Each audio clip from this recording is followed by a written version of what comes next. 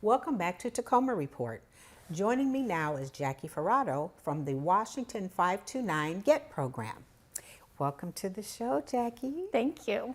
Glad to have you here. Happy to be here. So, Jackie, would you share with our viewers, there's been some significant enhancements to the program. And to make it even better than it was, if it can be any better, can you share with our viewers what those enhancements are? Yeah. So you know already that Washington 529 stands for the Washington 529 Education Savings Plans. And so that includes our prepaid tuition plan and our investment-based plan.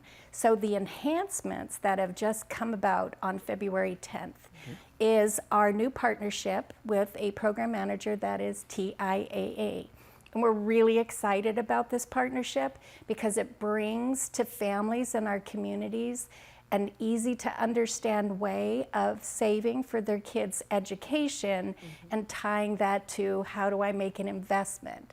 So these enhancements allow families to choose from a variety of different investment portfolios, and those are big words sometimes, but really is a way to save for their kids' education and be certain that that money's going to be there when the kids are ready to launch off into that education after high school.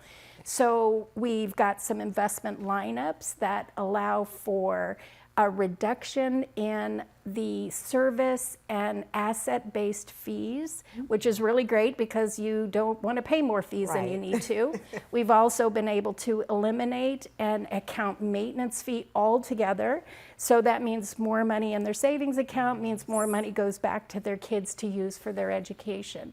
And then along with that is just a simplified enrollment process and even some ways that really matter, investments that really matter to people, such as what they call ESG. So families who are really interested in investment options that allow for them to think of companies that are environmentally and socially responsible.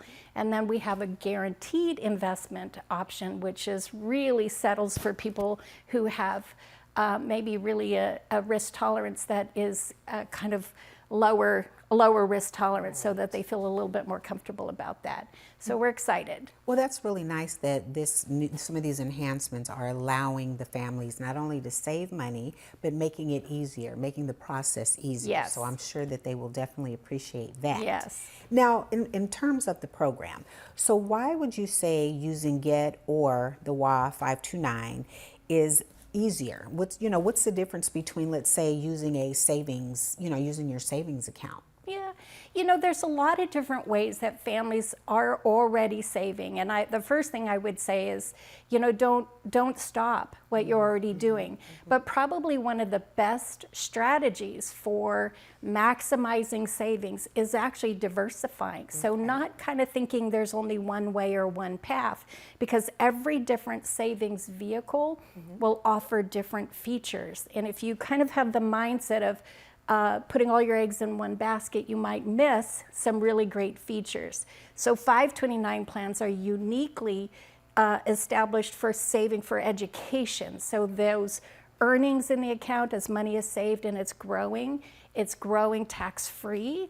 Okay. And then when the kids use it for educational expenses and attend colleges, universities, trade schools, even apprenticeship programs, then those earnings will stay untaxed. Okay. So those stand out for reasons to include a 529 plan in any saving strategy, especially when it comes to education. And you did just mention this. I was going to say, what if a student wants to learn a trade rather than go to college? They can still use the GET or the WA 529 to pay for that. Yes, okay. It's so important to get that message out there too, because there's not just one path for pursuing additional education after high school.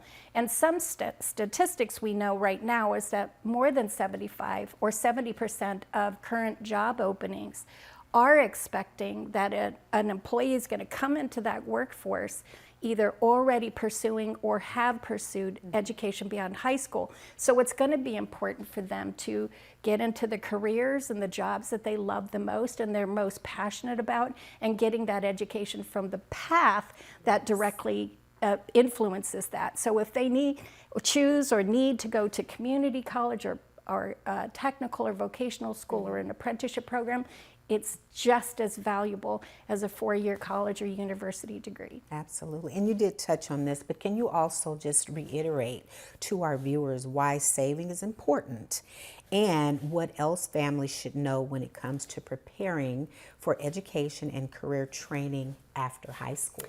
Yes, savings is important for a lot of reasons, right? If we tuck the money away, then we know that we've got something later on to use towards that.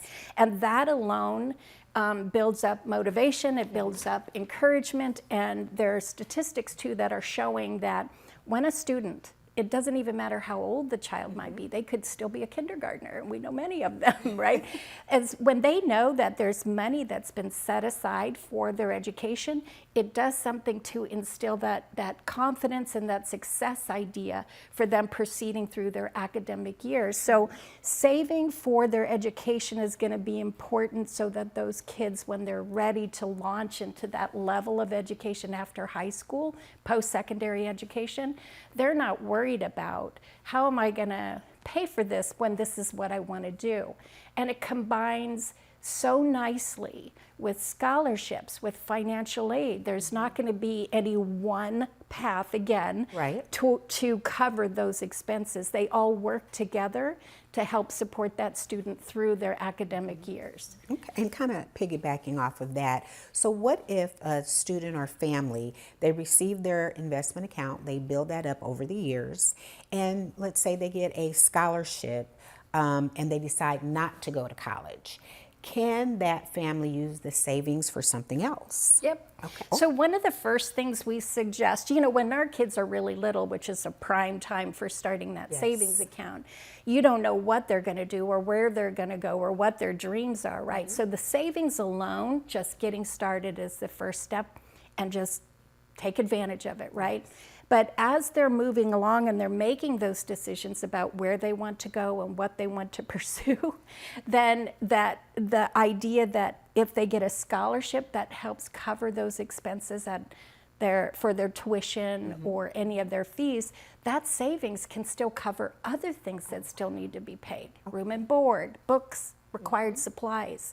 There's even the flexibility of transferring money between family members. So one might get a really good scholarship package and another one might not, or might be going to a more expensive school. So the ability to transfer between family members, or even waiting it out a little bit if they need it later.